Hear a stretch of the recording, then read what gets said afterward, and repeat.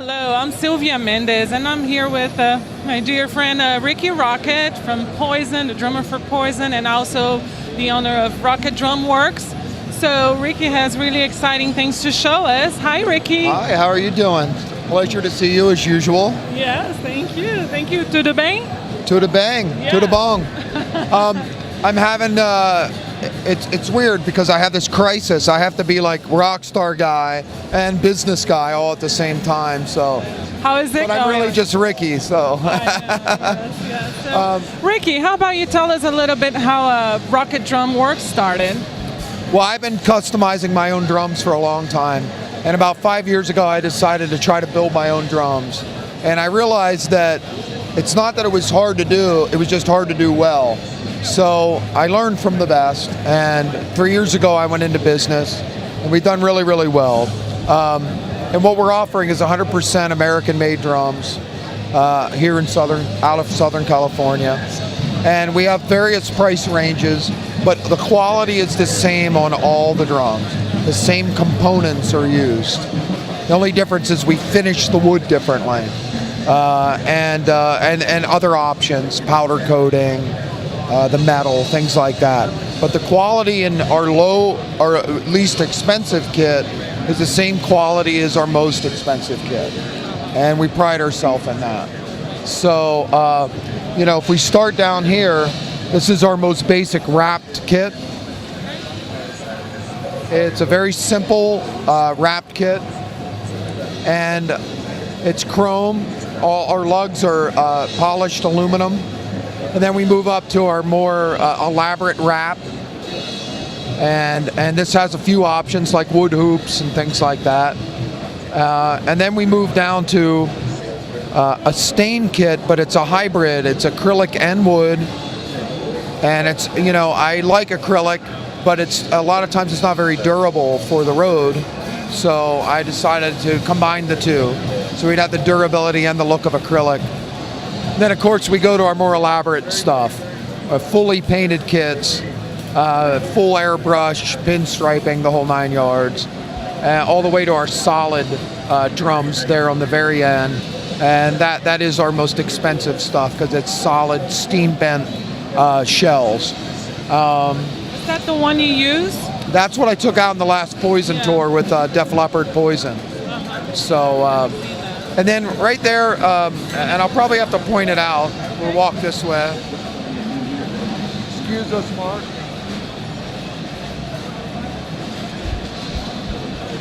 This is something interesting I'm trying.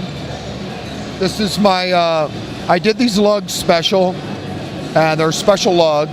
As you can see, this is CNC cut here in America, and this is my Lucky 13 snare. It's a 13-inch, 13-ply shell, and nobody else in the world has it. I'm the only one to have done it so far. It sounds amazing, and this is actually a wrap that we paint over. We actually paint over the wrap, so it's durable, and if something happened, you could rewrap the drum. So Rikki, how involved are you on the creation of those things? I'm involved on all levels. We're a small group, but there's only 4 of us, and we have a painter, so that makes 5. But in our shop, there's 4 of us, and we do all the work. So, some of us are better at certain things. Like Beeve's better at wraps, I'm better at paint. We all have our specialties, but any one of us can build a whole drum kit. Anything else that you would like to show us that, Well, like I said, this goes to a customer in New Jersey, and he wanted a killer clown kit, and because he saw one that we had done last year, and so this is what we came up with. I think it's got a lot of attention so far, and I wanted something different with this. I wanted it to look very old, and so we went for that very distressed look, and I wanted like the Sailor Jerry look, and that's how we came up with that one. So we have all the way from very sort of beat up to very polished and everything in between. So. Now, Rikki, let's talk to the musician, Rikki Rockett, right? You created those beautiful things, but like for the musicians out there that one day want to be like Rikki Rockett, As a musician, what would be like tips that you think it's important for a drummer that is starting today? Learn how to sing, be a more valuable player. I'm not even kidding. And play with his, I always tell every drummer, go join a top 40 band for a couple years. Get a flavor, get a feel for everything. You get more of a library, and it forces you to try different things. And then find your niche. A lot of guys I see today, man, they just go, oh, I want to be a rock guy, and that's it. They go one way. They never learn how to play anything else. They have a very limited library. And I say just, do top 40 and play a variety of material until you know exactly what it is you want to do. Because people think they know what they want to do. And then later they change and they have to start over again. So, but anyway, that's my advice.